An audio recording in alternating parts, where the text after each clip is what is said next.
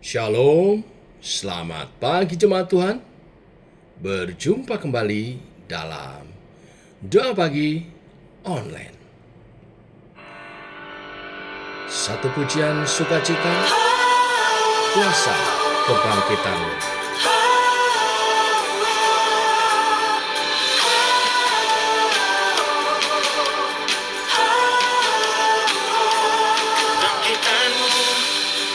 Buatku mengerti harapan yang pasti dalammu, mengenalmu. Buatku sadari tiada yang berarti tanpamu. Semua yang dahulu menguntungkanku, sekarang ku anggap rugi karenamu. Dan aku percaya Kaulah kebangkitan, Kau berikanku kehidupan. Dan aku berjalan dalam kemuliaan. Ku percaya kuasa kebangkitanmu. Kebangkitanmu buatku mengerti harapan yang pasti di dalammu, mengenalmu. Buatku sadari tiada yang berarti tanpamu. Semua yang dahulu menguntungkanku, sekarang ku anggap rugi karenamu. Dan aku percaya Kaulah kebangkitan, Kau berikanku kehidupan. Dan aku berjalan dalam kemuliaan. Ku percaya kuasa kebangkitanmu.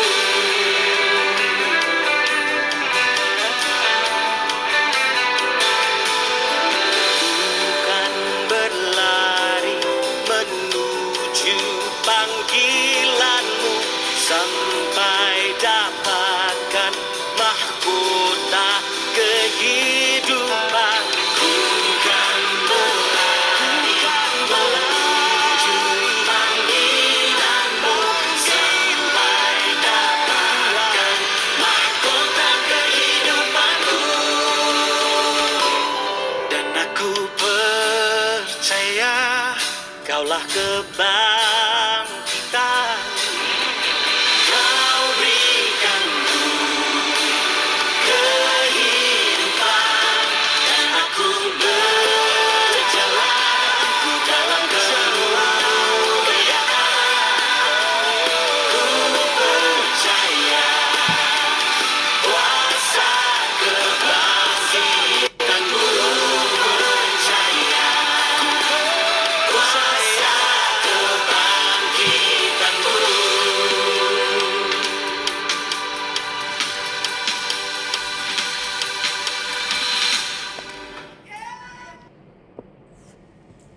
Tiba waktunya untuk kami merenungkan firman-Mu.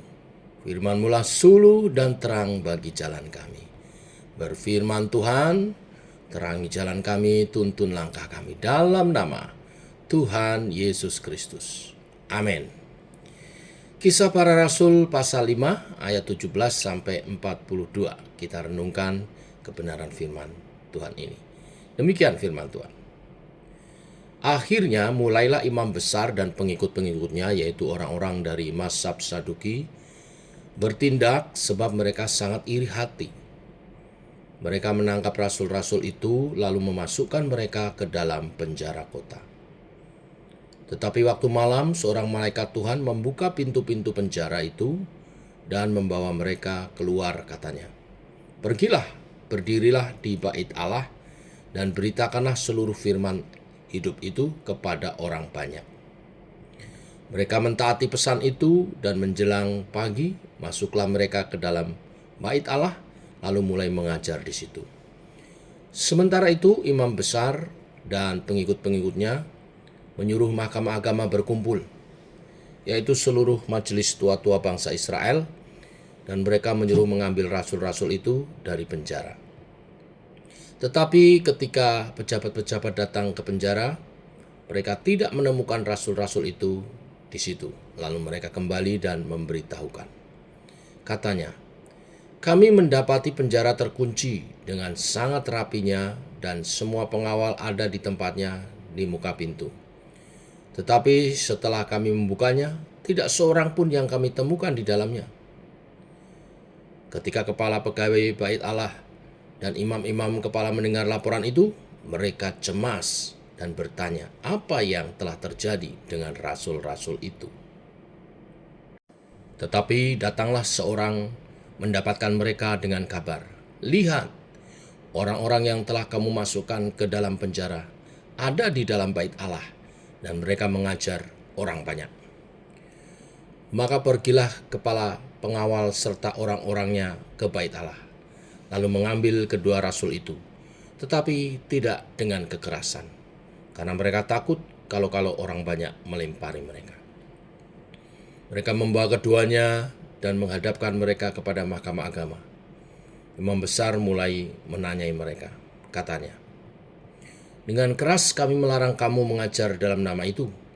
Namun ternyata kamu telah memenuhi Yerusalem dengan ajaranmu dan kamu hendak menanggungkan darah orang itu kepada kami. Tetapi Petrus dan rasul-rasul itu menjawab katanya, kita harus lebih taat kepada Allah daripada kepada manusia. Allah nenek moyang kita telah membangkitkan Yesus yang kamu gantungkan pada kayu salib dan kamu bunuh. Dialah yang telah ditinggikan oleh Allah sendiri dengan tangan kanannya menjadi pemimpin dan juru selamat, supaya Israel dapat bertobat dan menerima pengampunan dosa. Dan kami adalah saksi dari segala sesuatu itu. Kami dan Roh Kudus yang dikaruniakan Allah kepada semua orang yang mentaati Dia.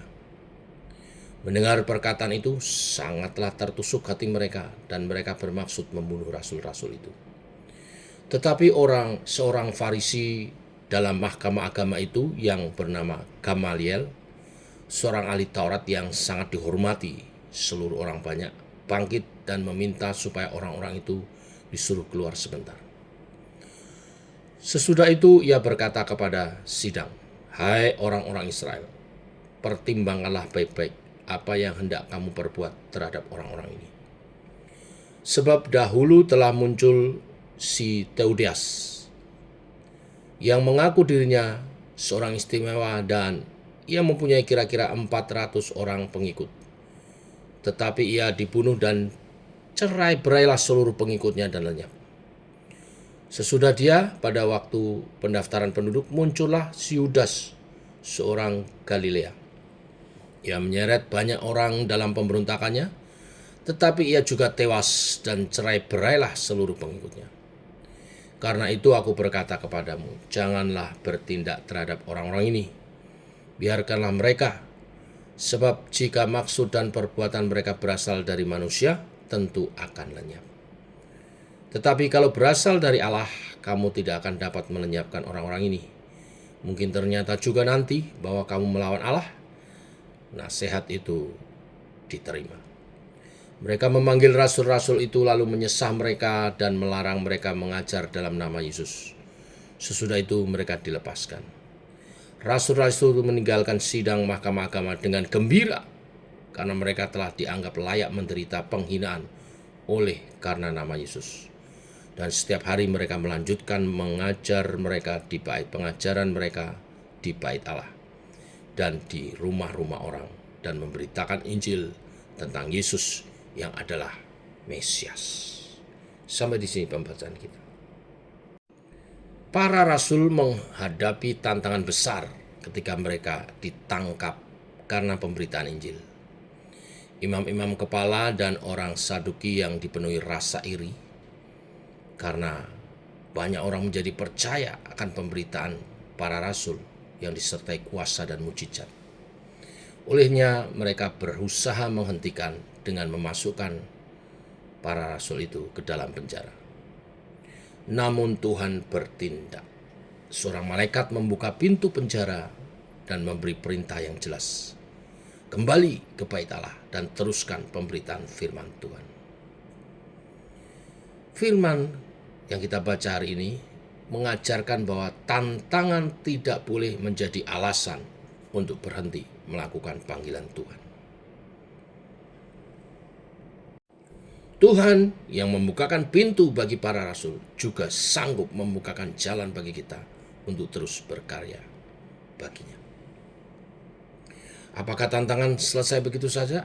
Oh, ternyata tidak. Kita melihat para rasul ditangkap dan para pemimpin agama berunding untuk memutuskan apa yang harus dilakukan terhadap mereka. Para pemimpin itu ingin membungkam para rasul dengan membunuh mereka. Mereka ingin mengulangi kembali kesuksesan membunuh Yesus tanpa mendatangkan huru-hara pengikutnya. Mereka ingin membunuh para rasul, tetapi mereka harus mempertimbangkan baik-baik kapan dan bagaimana hukum mati itu dijatuhkan. Sebab bila salah waktu dan caranya akan membuat orang banyak mengamuk dan mereka bisa berada dalam bahaya.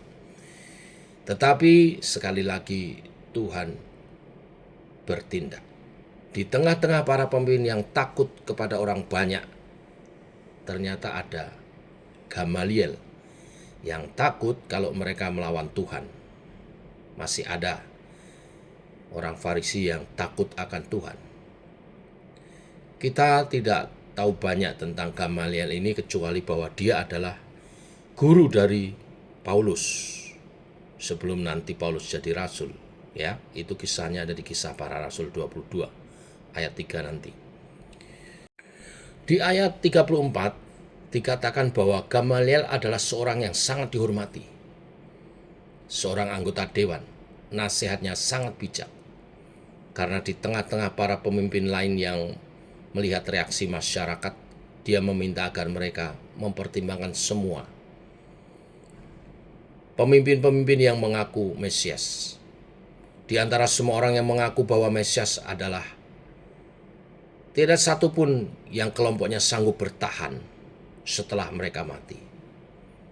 Baik itu Teudas maupun Yudas dari Galilea yang disebut di ayat 36-37. Keduanya mengaku sebagai Mesias dan memperoleh banyak pengikut. Tetapi ternyata setelah mereka mati, seluruh pengikutnya tercerai-berai dan kelompoknya bubar, tidak dapat bertahan. Gamaliel meminta semua pemimpin agama untuk membiarkan para rasul. Mereka tidak perlu dibunuh kalau mereka adalah kelompok pengikut Mesias palsu. Tidak ada kelompok pengikut Mesias palsu yang bertahan setelah pemimpin mereka mati. Bukankah Yesus sudah mati? Jika demikian, tinggal tunggu saja apakah kelompok ini bertahan atau tidak. Ini merupakan suatu usulan yang sangat masuk akal. Benarkah Yesus Mesias sejati atau dia palsu sama yang lain? Jika dia palsu, tenang saja, tunggu waktunya, maka pengikutnya akan habis sendiri. Mereka akan merasa rugi jika harus buang-buang hidup memperjuangkan kepentingan orang mati. Di ayat 39 dikatakan bahwa nasihat Gamaliel ini diterima oleh para pemimpin yang lain. Mereka tidak jadi membunuh para rasul. Mereka hanya memukul dan menganiaya di depan umum sebagai bentuk hukuman. Mereka dipermalukan dengan menerima pukulan di depan umum, tetapi tidak dibunuh. Biar waktu yang menjawab apakah para rasul ini utusan dari Mesias sejati atau Mesias palsu. Tetapi kita melihat reaksi dari para rasul begitu mengagumkan. Pesan pertama dari kisah para rasul hari ini kita sudah lihat. Yang pertama, jangan tantangan masalah menjadi alasan untuk kita berhenti memberitakan Injil. Tetapi yang kedua kita belajar. Para rasul mereka penuh sukacita bukan saja karena Tuhan meluputkan mereka, tetapi karena mereka dinilai layak menerima penghinaan oleh karena nama Yesus. Sikap memuliakan Tuhan, melayani dengan penuh sukacita walaupun dalam penderitaan. Di saat dipermalukan pun mereka mengingat Yesus Kristus. Sebab bukankah Yesus juga pernah dipermalukan? Mereka sadar bahwa Tuhan sedang mengizinkan mereka mengalami apa yang Kristus pernah alami. Kristus pernah dipermalukan, disiksa, bahkan dimatikan.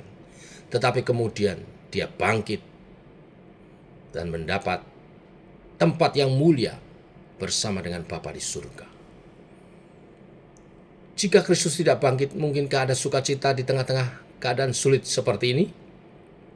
Kebangkitan Kristus adalah alasan mengapa para murid tanpa letih terus bekerja memberitakan Injil. Karena dia bangkit, maka berita Injil itu tidak bisa dimatikan dan akan terus menyebar ke seluruh dunia. Karena dia bangkit, maka para murid peroleh kekuatan untuk terus mempunyai sukacita dalam melayani. Inilah pesan firman Tuhan pada hari ini. Jangan masalah atau pergumulan menjadi alasan kita tidak memberitakan Injil. Sebab Tuhan menyertai tugas pemberitaan kita. Yang kedua, sikap hati yang selalu rindu memuliakan Tuhan dengan penuh sukacita melayani apapun keadaan kita. Tuhan memberkati. Mari kita berdoa. Ya Tuhan, kami bersyukur karena Engkaulah yang menopang pelayanan kami seperti Engkau menopang pelayanan para rasul. Sehingga di dalam keadaan apapun dapat memiliki sukacita yang sejati. Kami mohon berilah kesadaran bahwa Engkaulah yang menopang kami. Ya Tuhan, kami bersyukur kepadamu karena Engkaulah yang menopang pelayanan kami. Sebagaimana Engkau menopang para rasul. Sehingga di dalam segala keadaan, mereka tetap mengabarkan Injil dan memiliki sukacita yang sejati. Tuhan, kami mohon beri kami kesadaran bahwa Engkaulah yang menopang kami, sehingga kami tidak melangkah sembarangan dan juga tidak melangkah tanpa kekuatan dari-Mu. Jangan biarkan keadaan hidup membuat kami melangkah sembarangan, meninggalkan Tuhan tidak setia. Tetapi biarlah kami senantiasa melangkah di dalam ketaatan kepadamu. Dan dalam keadaan apapun, ajarkan kami untuk menikmati penyertaan-Mu yang telah dinikmati para rasul dan gereja-Mu selama ini. Allah Roh Kudus menolong kami semua untuk bersinar, memuliakan Tuhan dalam kesaksian hidup kami. Dalam nama Tuhan Yesus Kristus. Amin. Demikian saudara, doa pagi kita. Selamat pagi. Jangan lupa nanti malam kita berkumpul untuk menara doa. Hari ini spesial bersama Ibu Diaken Sari Swanti. Tuhan memberkati. Shalom.